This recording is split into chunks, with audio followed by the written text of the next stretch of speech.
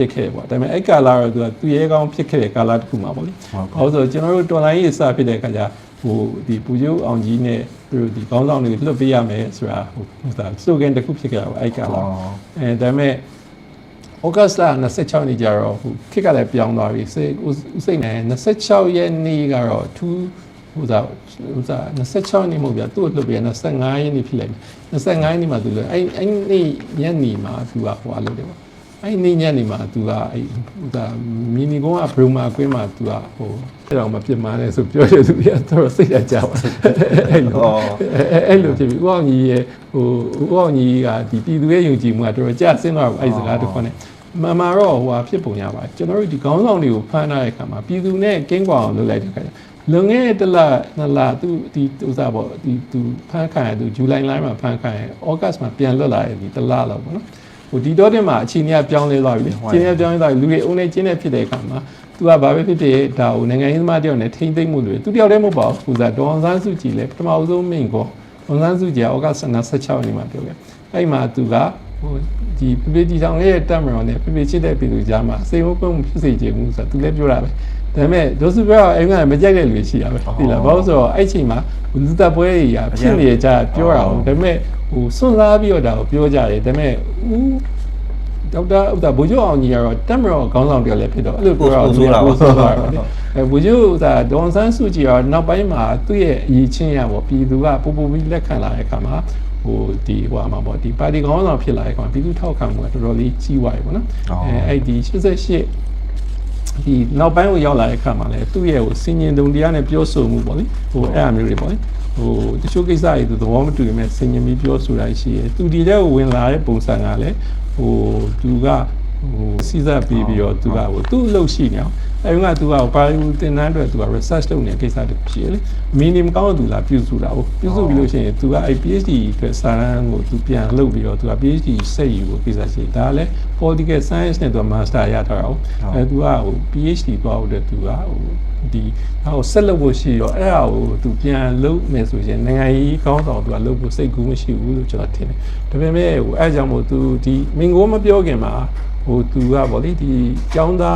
နဲ့ပြည်သူနဲ့တက်မတော်ကြားမှာဟိုကျမဝေပြီးစိတ်သက်ပြီးပြသူကမ်းလာတာရှိရဆိုတော့သူဂိမ်းမဆိုင်သူအန်ရရှိရဆိုတာသိရပြည်သူကသူ့ကိုဟိုပို့ပြီးတော့ထောက်ခံတာအဲ့ဒါသိနေသူကဘူကျုသမီးဖြစ်တယ်ပေါ့နော်အဲ့ဒီကကြတော့ပြည်ကြသူက UN မှာလုတ်ခဲ့တယ် UN မှာလည်းသူကအလုတ်လည်းလုတ်ခဲ့တာဟုတ်ပြီလားသူလည်းလုတ်ခဲ့တယ်ဆိုတော့သူကနိုင်ငံတကာတွေ့ကြုံနေရှိရဆိုတော့သူ့ရဲ့မိသားစုက Britain မှာရှိရဆိုတော့သူတို့ကြောက်ရမယ်ဟာတွေပေါ့ဗျာဒီလားအဲ့အကြောင်းမို့သူကအဲ့ဒီကတတိနဲ့သူ့ကိုဆက်ဆံတယ်ပေါ့နော်အဲ့အကြောင်းမို့သူ့ကိုဘာမှမတုံ့ပြန်လက်မခံဘူးအဲ့တော့သူကလည်းဟိုဒီရဲ့ရှေ့တိုးပြီးတော့ဆောင်ရွက်ရမယ်ချိန်ကပါလာပေါ့ဒီဘာဖြစ်လဲဆိုတော့သူ့အဲ့ချိန်မှာနိုင်ငံရေးသမားကြီးတွေကသူ့ကိုပြောကြတယ်လေဒီကတော့အဲ့ပေါ့လေဝင်းတင်တို့ဒီဗိုလ်ချုပ်ကြီးဥစားဦးတင်ဦးတို့စသည်ဖြစ်ပေါ့လေဒီကောင်းဆောင်တွေကအောင်ဆန်းစုကြည်ကလိုအပ်တယ်ဆိုအဲ့လိုကွာခြားရက်တွေကအဲ့လိုဖြစ်တယ်ပေါ့နော်ဟိုဒီမြန်မာတော့ပြောရတဲ့အထဲမှာဒီလောက်ကျေပြန့်တော့မပါတော့ဘူးပေါ့လေမပါတဲ့အခါမှာဟိုအဲ့ကိစ္စကိုဟိုသူတို့အင်တာဗျူးမှာချင်းကြမေးပြပါအောင်လို့ကျွန်တော်က comment ဆက်ရေးတာတွေ့ထားတာရှိရနော်ဟုတ်ကဲ့ဟိုအဲ့ကိစ္စလေးပေါ့လေ net ထည့်ပြောလို့ရှိရင်တော့သူကဟိုပါပေါ့ဗျာဒီကိစ္စတော့ဆိုးတယ်ဗျာဘာဖြစ်လို့လဲဆိုရှင်သူကဟိုဆိုးကဘာလို့လုပ်လဲပေါ့နော်ဒီအောင်ဘာဖြစ်လို့လဲဆိုတော့ဒီအရာတော်တော်ကြီးဟိုဒီတွေတော်တော်ကြီးဆိုးကကြုံလိုက်ရဒုက္ခရောက်တဲ့ချိန်မှာသူငွေစက်ကူဖြစ်သိမ်းမှုမင်္ဂလာပါခင်ဗျာနှွေဦးတော်လန်အေးရဲ့နောက်ဆုံးရသတင်းတွေကိုအချိန်နဲ့တပြေးညီနားဆင်နိုင်ရန်စောင့်မျှော်အားပေးကြဖို့တောင်းဆိုပါရခင်ဗျာ၃ချိန်လုပ်ခဲ့တယ်သူကဒီဆိုးကတော်တော်ဆိုးရဲဆိုတာဒီမှာဆက်လာဆိုးပါလေဆက်လာတဲ့ဟိုတော်တိုင်းကောင်စီပေါ့ဗျသူပါပဲဟိုနေဝင်ပေါ့နော်သူ60နှစ်မှာအာနာသိမ့်နေဗျာ64ခုနှစ်မှာသူအာနာသိမ့်ပြီး2နှစ်ကြာရဲ့သူစလုပ်တာနော်အဲ့ချိန်က90ရနဲ့100တောင်သူဖြတ်ခဲ့တာဒါပေမဲ့အဲ့ကာလာကလူရ90ရနဲ့100တောင်ဆိုတာလူလက်တန်းစားတော့တိတ်ပြီးတော့မြင်များစားမရှိဘူးပေါ့လက်ထက်မှာအဲ့တော့သူက limit တစ်ခုပေးထားရဗျ4ရောက်200အထိလာမသိသူကလဲလို့ရတယ်အဲ့ခါကျတော့သူကအဲ့ခါကျတော့အထီးကြတော့ဗျာ4ရောက်200ပဲကနေပြီးတော့သိန်းနဲ့ချီအဲ့ကတော့တန်းခစ်တော့မဟုတ်သိန်းနဲ့ချီပတ်စံချမ်းလာကြတော့အဲ့တော့သိန်းအခုမှသိန်းနဲ့ချီရဆိုတတိဖြစ်နေအဲ့ကလာလက်ဖိတ်တစ်ခွက်ကဟိုကျွန်တော်တို့တော်တော်လေးလက်ဖိတ်တစ်ခွက်ကဟို15ရာနဲ့ရတဲ့ခစ်မျိုးပေါ့ဗျာတမတ်တော့မရှိဖြစ်သေးဘူးပေါ့အဲ့လိုမျိုးဆိုတော့ဟိုတော်တော်လေးဟိုဘာဖြစ်လို့ဆိုဥစားအဲ့ကာလာမှာသူကလှုပ်လိုက်တဲ့ခါကျတော့သူကဟိုပေါ့သူ22%လားမသိသူပြန်မပေးဘူးပေါ့ဗျာကျန်တာတော့သူပြန်အငဲ့လို့ဆိုရစင်းရ ဒါပေမဲ့အဲ့ဒါကိုဆရာအောင်မလားတွက်ပြထားရှိဗျအဲ့ဒါဟို98.5လောက်အဲ့တန်းဟိုသူကရပါလားဟောတမန်တိုက်သွားတော့အဲ့ဒီတမန်တိုက်သွားတဲ့ခါသူတော်ရရတာတွေးပါတော့ဘာလို့ဆိုသူကလုတ်တဲ့နေရာအများကြီးရှိတာဗောဗျာသူကဟိုမှာဟိုသူကလူတယောက်ဘယ်လောက်ပဲ4ယောက်ကျော်ပဲလဲပေးမယ်ဆိုတော့ခေးရလူငိုင်းနဲ့လဲရဗောဒီလားလူငါးတွေကိုသူကပတ်စံနည်းနည်းပို့ပေးပြီးပတ်စံပေးပြီးတော့လေအဲ့မှာသူကအဲ့လူတွေကိုပန်ရှင်းဖြစ်စင်းသွေးပေးတာဒီလားဒီကမင်းတို့ပိုင်တဲ့ပတ်စံဖြစ်သွားပြီဆိုတာမျိုးသူတို့ဟိုဗောလေမင်းတို့ဘယ်သူမှပေးစရာမလိုဘူးဆိုတာမျိုးဗောလေမင်းတို့နာမည်နဲ့လဲပေးတာဆိုတာမျိုးသူအဲ့ဟို educate လုပ်လိုက်တော့အဲ့ခါကျတော့အများစုကတော့အဲ့မှာလူတွေယူပါဟိုပြန်ပေးကြတယ်တချို့ကပြန်မပေးလို့ရှိရင်လည်းသူတရားဆွဲလို့လည်းမရအောင်အဲ့လိုနီးနေသူပတ်စံနေကအဲ့မှာလည်းအများကြီးဆုံးရှုံးနေဆုံးရှုံးတဲ့အခါကျတော့ဟိုသူတို့ကလည်းဟိုဒီဟာကဟိုသူတို့ရှိသမျှပတ်စံအကုန်လဲဖို့ကိုမလုပ်ရဲဘူးပေါ့နော်ဒီဟာကသူကလူငါးနဲ့လဲဆိုတာလေတရားမဝင်ဖြစ်နေအောင်ဒါလည်းဖန်ခံနိုင်တယ်ဆိုတော့ဒီအဲ့အနေသူကအဲ့လိုဒါတန်း90လောက်တန်းဟိုဒါ98တန်းလောက်ရသွားတယ်ပေါ့ရသွားတဲ့ခါကျတော့သူကအဲ့မှာရတာတွေ့သွားပြီးတော့နောက်ထပ်2ကြိမ်ထပ်လုပ်တာ85မှာတစ်ကြိမ်လုပ်တယ်85မှာလည်း90ရန်100ရောင်းဝယ်လုပ်တာပဲဒါပေမဲ့အဲ့ကာလကျမတူတော့ဘူးဗျာဘာလို့ဆိုတော့ငွေပေါင်းပွားမှုက85နဲ့ဟို60နဲ့4ဆိုတော့အားကွာသွားပြီဟို80နဲ့ကျွန်တော်85ကျော်ကျွန်တော်တို့တောင်အလုပ်ထဲကိုရောက်နေပေါ့အဲ့လိုမျိုးဆိုတော့နှစ်ကကွာသွားတဲ့အခါကျ inflation တအားတက်နေအဲ့တော့90ရန်100ရန်လူတိုင်းလက်ထက်မှာရှိရပါဗျာအဲ့ခါကျလူတော်များထိသွားတယ်ဒါပေမဲ့အဲ့ပတ်စံတွေကိုသူကအကုန်လုံးတော့ပြန်ပေးခဲ့တယ်ပြန်ပေးခဲ့ပေမဲ့ဟိုပြန်ပေးရဆိုတာလဲစနစ်ပေါ့ဗျာခုနကလိုဟိုဥစားပေါ့ဟိုဘလောက်ပဲတယောက်ကိုဘလောက်ပဲလဲခွင့်ပေးမယ်လို့သတ်မှတ်တယ်နောက်ဘယ်ရဲ့အတွင်းအပြီးလဲရမယ်ဆိုတာသတ်မှတ်တယ်ဆိုတော့အဲ့တော့ဒီမှာ frame တွေမှာလောက်ရလူရနဲ့ဒုက္ခကိုတိုးဝေပြီးလောက်ကြရပေါ့တော်တော်လေးဒုက္ခရောက်တယ်ဒါပေမဲ့ပတ်စံတော်တော်များများကပြန်ရခဲ့ဒါပေမဲ့ तू ကဘလောက်တမျှတိုက်သွားဆို25% သူရအဲ့ပါ25% လဲလဲရတဲ့လူတွေလည်းရှိမှာရှိမှာဟုတ်ရဘာလို့ဆိုခုနကလည်းအဲ့ဒီတိုင်းပဲလေခုနကလို့တကယ်ချမ်းသာတဲ့လူကြတော့သူက inflation ကများသွားတော့ချမ်းသာတဲ့လူစီမှာကြတော့90ရန်100ရန်အများကြီးဖြစ်သွားပြီအများကြီးဖြစ်တော့ तू သတ်မှတ်ထားတဲ့ limit ထဲမှာ तू ကပြန်လဲလို့မရတော့ဒါပတ်စံချမ်းသာတဲ့လူတွေတော့ထိရပါပဲထိတဲ့အခါကျတော့ဟိုပါပေါ့ဗျာဘာဖြစ်လို့လဲဆိုလုပ်ငန်းတွေပြတ်တဲ့အခါကျအလုပ်သမားတွေလည်းဒုက္ခရောက်ပါညာရှိရပါတော့ဒါပေမဲ့အဲ့ဒီကပုဂ္ဂိကလုပ်ငန်းကတိတ်မရှိဘူးဗျာဟိုလူတွေကအများစုကနိုင်ငံပိုင်လုပ်ငန်းတွေများတာသူက socialist ခေတ်ပြီးတော့မဆလာခေတ်မှာကကျွန်တော်တို့ပြင်ပုဂ္ဂိကကိုသိအားမပေးရကြတာစိုးကအလုပ်ကိုလုပ်ကြတာများတော့အဲ့ခါကျတော့ဒီမှာဟိုအဲ့မှာဒုက္ခရောက်တယ်ဆိုရင်တိတ်မသိတာလေဘယ်မှာသိတာပါလဲဆိုတော့1900နဲ့လို့ပေါ့80နဲ့ခေါ်ပေါ့ဒီရေကင်းမဖြစ်ခင်6လလောက်ပါပေါ့နော်အဲ့စက်တင်ဘာလောက်မှာကျွန်တော်စက်တင်ဘာ9ရက်နေ့မှာကြီးညာခဲ့တာတော့ဆိုတယ်ဘာဖြစ်လဲဆိုတော့အဲ့ကာလမှာကျငွေဆက်ဥစားဖြတ်သိမ်းထားတာအဲ့ဒါအကြီးရတာပဲရှိပဲအဲ့အကြီးလေးသုံးခုဆိုဖြတ်ပလိုက်သူကဖြတ်ပလိုက်ပြီးတော့ဟိုဘာလဲကျွန်တော်ကျန်တာအဲ့လိုပေါ့ဗျာ9ချက်တန်10တန်20တန်အဲ့ဟာအသေးတွေပဲကျန်တော့အဲ့လိုဖြစ်သွားအဲ့လိုဖြစ်သွားတဲ့ကံမှာသူကြအဲ့ပစံတပြားမှပြန်မပြီးတော့ဒီလားဘယ်သူမှပြန်လဲမပြီးတော့ဒီလားအဲ့လိုမလုပ်လိုက်အဲ့ကကျတော့အဲ့ဟာလေဆိုတာကလူတွေကဟိုတော်တော်ဒုက္ခရောက်သွားတာအဲ့ဟာကိုဖျက်သိမ်းလိုက်တဲ့အခါမှာသူကလာဆိုင်ရဖြစ်တဲ့အတွက်သူကလူတွေကဟိုတော်ဥစားအဲ့နေရစနေနေလေးဖြစ်တယ်ကဟောစနေဖြစ်တယ်ဆိုတော့လူတွေကစနေဆိုတော့ယုံပိတ်တာအဲ့ကစနေကယုံပိတ်တယ်စနေကယုံပိတ်တဲ့အခါကျတော့ဟိုဒီကြားမှာနောက်ပိုင်းမှာစနေကိုနေဝက်ဖွင့်တယ်ရောဆိုရှိသေးအောင်အဲ့ကလာစနေယုံပိတ်တယ်ပေါ့ယုံပိတ်တဲ့အခါကျတော့သူကဟိုလူတွေကအဲ့ချိန်မှာဖျားသွားကြောင်းတဲ့မိသားစုစီသွားအဲ့လိုပေါ့ဗျာအပြင်ကိုရောက်နေကြပါတော့လေပတ်တဲ့အချိန်နားယူတဲ့အချိန်အဲ့လိုပေါ့ဟိုတချို့လည်းမိသားစုနဲ့ဟိုပေါ့ဟိုလိမ့်ဆောင်သွားပါကြအဲ့လိုရှိမှာ stay တွင်းမှာအဲ့လိုသွားကြအဲ့က recreation ရနေလေအခုလိုအိမ်မှာဟို internet တွေ TV တွေမှာမရှိရ recreation အပြင်မှာပဲရှိရဆိုတော့မိတ်ဆွေတွေသွားပါသွား stay တွင်းမှာရုံးပြမှာချိန်နေရှိအဲ့လူတွေကအပြင်ရောက်ပြီးတော့ပြန်လို့မရတော့ဘူးပတ်စံလက်ထမရှိပတ်စံတွေအကုန်လုံးစက်ကူဆိုဖြစ်လာသူတို့မသိလိုက်ဘူးအဲ့ကြီးညာရဲ့အချိန်ကိုလည်းသက်သက်ညစ်ပြီးတော့ကြီးညာတာဘာဖြစ်လို့လဲဆိုတော့ तू ကသတင်းကဘယ်နေ့မှဘယ်ချိန်မှထူးတတ်တယ်ဆိုတော့မနေ့7နာရီမှာသတင်းကထူးတတ်တယ်အစိုးရကဘာဖြစ်လို့ဆိုတော့7နာရီကြာတော့ဗျာဟိုခုနကလူတွေယူမသွားခင်ပါပဲနားထောင်လို့ရတဲ့အချိန်အဲ့အချိန်မှာတမင်ကြီးညာပြီးတယ်ပေါ့နော်ဒါအစင်ဆက်ပဲအဲ့ခါကျဒီသတင်းကတခါကျအရေးကြီးလို့ရှိရင်ဘယ်မှာကြီးညာတယ်ည7နာရီသတင်းမှာကြီးညာတယ်ဒါကအစင်လာပဲသူကဟိုညကိုစားမနေ့သတင်းကိုမမီလိုက်တဲ့လူကို7နာရီမှာပြန်သွင်းပေးရနောက်1နာရီမှာတခါသွင်းတယ်ပေါ့နော်7နာရီဆိုတာက repeat လုပ်တဲ့သတင်းသွားပြီးအဲ့မှာ pro ဆိုးရတော့ဟိုပါပေါ့ဗျာဒီငွေလုံးငွေရင်းကတတိစီမှာရှိရမှာမဟုတ်တာသူကရှိသမျှပတ်စံအကြည့်အကုန်သိမ်းလိုက်တယ်ဆိုတော့ဒီတိုင်းမှာမင်္ဂလာဆောင်မဲ့လူတွေဒုက္ခရောက်တယ်ဟိုစီယန်နေပေးထားပြီးတော့နောက်ထပ်မင်္ဂလာဆောင်လည်းပြည့်တယ်ပေါ့ဗျာဟောဆိုတော့အကျွေးစရာပတ်စံပေးစရာလည်းမရှိတော့ဟိုအိမ်ရောင်းမှုကကျွန်တော်တို့ဟိုအလုပ်ထားတဲ့လူကလည်း ဟိုကျွန်တော် CN တွေပါပေးထားတဲ့အတွက်နောက်ထပ်ပေးစရာပတ်စံမရှိတော့ဘူးသူစုထားတဲ့ပတ်စံတွေကစက်ကူဆိုဖြစ်သွားတယ်အဲ့လိုပဲဟိုကတစ်ဖက်ကဟိုဒီမတိုင်ခင်လေးမှာအဲ့နေ့ညမှာဟိုပစ္စည်းရောင်းလိုက်တဲ့လူကလည်းကိုယ့်ရဲ့အိမ်နေကားကြီးစုံသွားပြီလက်ထက်မှာငွေဒီ300ရဲ့ပတ်စံတွေပိုက်မိသွားပါဗျာအဲ့ဒီကဒုက္ခရောက်တဲ့လူကအများကြီးဘယ်တော့တော့ဆိုလဲဆိုအဲ့ဒီမှာဆုံးသွားယူတော့တဲ့ဂျူစရာပတ်စံမရှိဘူးအဲ့လိုပေါ့ဗျာလူတွေကတော်တော်ဒုက္ခရောက်အဲ့ကကြချိုးလဲဟိုဒါတွေကတော်တော်ထူးဆန်းတဲ့ဟိုဟာမျိုးကဘာမှမရှိတဲ့ဟာမျိုးပေါ့တရားမို့လူတွေကအလွန်စိတ်နာပြီးတော့ဒီကိစ္စကဟိုကျွန်တော်တို့နိုင်ငံခြားသားတွေပြနိုင်ငံခြားသားတွေအရန်ဟောတယ်ဒီလောက် effect ဖြစ်တယ်ဆိုတော့သူတို့မသိဘူးလေအသေးစိတ်တွေမသိဘူးသူတို့အဲ့မိုင်းမှာမရှိမသိဘူးမိုင်းမှာရှိရလူကသိအောင်လားမိုင်းမှာဒီနောက်ပိုင်းမှာသူတို့ကမေးလေးရှိတယ်ကျွန်တော်88မှာဟိုကျွန်တော်88မှာပါဝင်ခဲ့သူဆိုတော့ကျွန်တော်မင်းအဲ့မှာ course ကဘာဖြစ်မလဲဆိုကျွန်တော်မေးရခါမှာကျွန်တော် main course တစ်ခုတည်းမှာအဲ့ဒါပါတယ်လို့ကျွန်တော်ပြောပြဟုတ်ဆိုအဲ့မှာလူတွေကတအားဒုက္ခရောက်ကြတယ်အဲ့ကကြတော့ဟိုသူတို့ကဟိုပေါ့ဗျာဒါကတော့ဟို daylight robbery လို့ခေါ်ပါအင်္ဂလိပ်လိုတော့ဒါနေကင်းကြောင်တော့ဓမြတိုက်တာပါနော်အဲ့ကကြတော့ဟိုအဲ့ဟာဟိုလှုပ်သွားတဲ့အတွက်ကျွန်တော်တို့က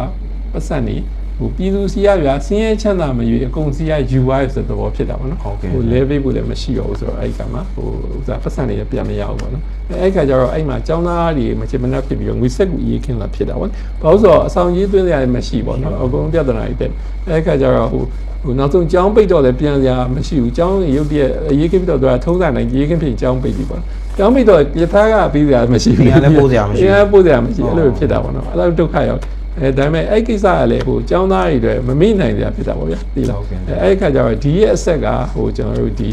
88 ခေတ်မှာတောက်လျှောက်ရေးခင်းနေဖြစ်တာပေါ့နော်ဒီမလဖုံမော်ရေးခင်းတရာနီရေးခင်းမလတဲ့ဒီဟိုပေါ့တခါဂျွန်ဥစားဂျွန်ဇူလိုင်ဇက်တိုက်ပေါ့ဒီမှာဟိုလှုပ်ရှားရှားဖြစ်နေအောင်နော်သူတဲ့အဲ့မမသားဖြစ်ခဲ့တော့ခုနပြောဆိုဇူလိုင်21ရက်နေ့မီဒီကုန်းရေးခင်းပေါ့နော်အဲ့မှာဟိုကျောင်းသားကြီးလည်းတော်တော်ထိကြိုက်တယ်ကြာဆုံးနေလည်းရှိရဟိုရဲကြီးလည်းဟိုပြည်သူကတိုက်တဲ့အတွက်အနည်းဆုံးလူနေ6ယောက်လောက်တည်ရလို့ဆိုတယ်။အဲရရဲ့လူတွေတွေကိုလည်းဟိုမီးရှို့ပလိုက်တယ်ပေါ့အဲ့လိုအတန်ရှိရပါဘူး။ဟိုခက်တာအဲ့သမိုင်းတွေကကျွန်တော်တို့မှတ်တမ်းသိချာလို့ဆိုပြောရခက်တာပေါ့။အဲ့ုံကတွေ့ကြုံနဲ့ပြန်ပြောကြတာပေါ့။အဲ့ဒါတွေမှတ်ထားအဲ့လိုပဲရှိတယ်။ဒါသိကြတာတခုကတော့အဲ့ဟာကဟိုပြည်သူတွေရဲ့အထဲမှာဟိုဒီလိုကိစ္စတွေကဟိုကျွန်တော်တို့ဓာတ်စီဟိုပါပေါ့ဗျာ။ဟိုခုနကလို့ဘာကောမဲလောင်စာဖြစ်နေတာပေါ့လောင်စာအစင်နဲ့ဖြစ်နေတဲ့ကြ80ရေခင်းဖြစ်တဲ့ကြဝုန်းနဲ့တောက်သွားတယ်တောက်တဲ့ကြတပြည်လုံးတောက်သွားတော်တော်အောင်စရာကောင်းတာဟိုခုနကကျွန်တော်ပြောသလိုလေဘာမှအတိုက်ခံပါတီမရှိဘူးဘာမှဟိုခေါင်းဆောင်လည်းမရှိဘူးဒါပေမဲ့တပြည်လုံးမှာတပြိုင်နဲ့10ရက်နေမှာဟိုចောင်းသားတက်ခက်ပေးထား10ရက်နေမှာစမယ်ဆိုတာအဲ့တက်ခဲ့တိုင်းဟာအားလုံးလုပ်ကြအောင်တပြည်လုံးမှာလုပ်ကြတယ်အဲ့ဒါတော်တော်အောင်စရာကောင်းတယ်ပေါ့နိုင်ငံတကာတော်တော်အောင်ရဲဘာမှအဖွဲ့အစည်းလည်းမရှိဘူးအဲ့ကကြမြို့မှာရှိတဲ့လူငယ်တွေကကောင်းဆောင်ပြီးတော့အဲ့မှာဟိုချက်တရက်ကတော့ဟိုပေါ့လေဟိုကျောင်းသားတွေကလည်းဟိုပေါ့လေဟိုကြောက်တာနေမှာလည်းရှိနေကြတာလည်းချက်ပါနိုင်တယ်မလားတချို့လည်းဟိုကျောင်းသားတွေဒီမှာပြန်သွားတဲ့ခါကျသူတို့ဒါဟိုစီယုံတို့ခွင့်ရပါလေပါနိုင်တာပေါ့လေဟိုဒီမှာဟိုကျောင်းအဲ့ခါကျတော့ကျောင်းပြန်ဖွင့်ပြီးဟိုလုပ်တဲ့ခါမှာဟိုဒီဟာတွေကဟိုကျောင်းမကြီးဒီမကျင်တတ်မှုတွေကအဲ့မှာဟိုဒီစက်တင်ဘာရဲ့တငွေ့ငွေဖြစ်နေအောင်ပြည်သူတွေကတပြည်လုံးခံခဲ့ရတော့နော်အဲ့မှာဟိုရှုပ်ထွေးရပါကျွန်တော်တို့ကအာနာရှင်ခင်မှာဘာဖြစ်ခဲ့ဆိုတော့တမိုင်းအချက်လက်ကဘယ်သူမှသိချာမသိဘူးအဲဒီကိစ္စမှာ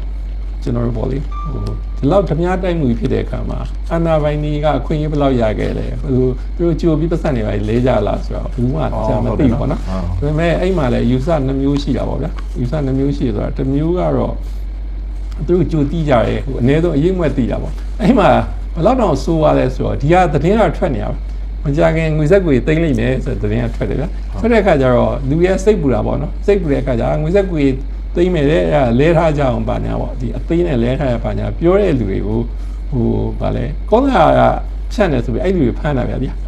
အဲ့လူတွေဖမ်းတဲ့အခါကျသူတို့ကဒါကိုဖမ်းပြီးတော့ဒါကိုသူတို့မလုပ်ဘူးလေကြီးညာသေးတယ်လုပ်မှာမဟုတ်ဘူးလို့ကြီးညာတယ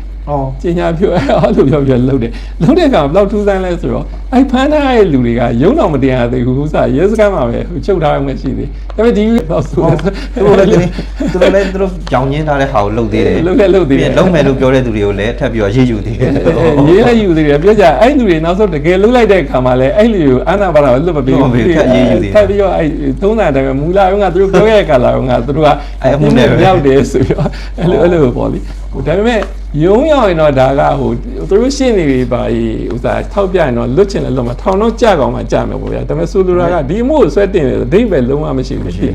အဲ့လိုမျိုးဖြစ်ခဲ့တယ်ဆူလူရာကဟိုကျွန်တော်စိတ်နာစရာအများကြီးဖြစ်ခဲ့တာပေါ့ဗျာဒီလားဟုတ်တယ်နော်စိတ်နာစရာအများကြီးဖြစ်ခဲ့ခါကြတော့ဒါကတော့ဟိုပေါ့လေဒါတပီလုံးလွှမ်းခြုံတဲ့ဟာပေါ့တယောက်ချင်းမှလည်းအဲ့လိုပေါ့ဒဏ်ရာအများကြီးရှိမှာပေါ့ဟုတ်ကျွန်တော်ရင်တစ်ခေါက်ကပြောလို့ဆို26နှစ်တည်းမှာဖြတ်တန်းလာတဲ့အခါမှာတူချင်းမှာဒဏ်ရာအများကြီးရှိကျွန်တော်တို့ဆိုလည်းဒီလိုပဲပေါ့အဲ့လိုကြောင့်ဒါတွေဖြစ်လာတယ်နော်ဟုတ်ကဲ့ဆိုင်ဒါ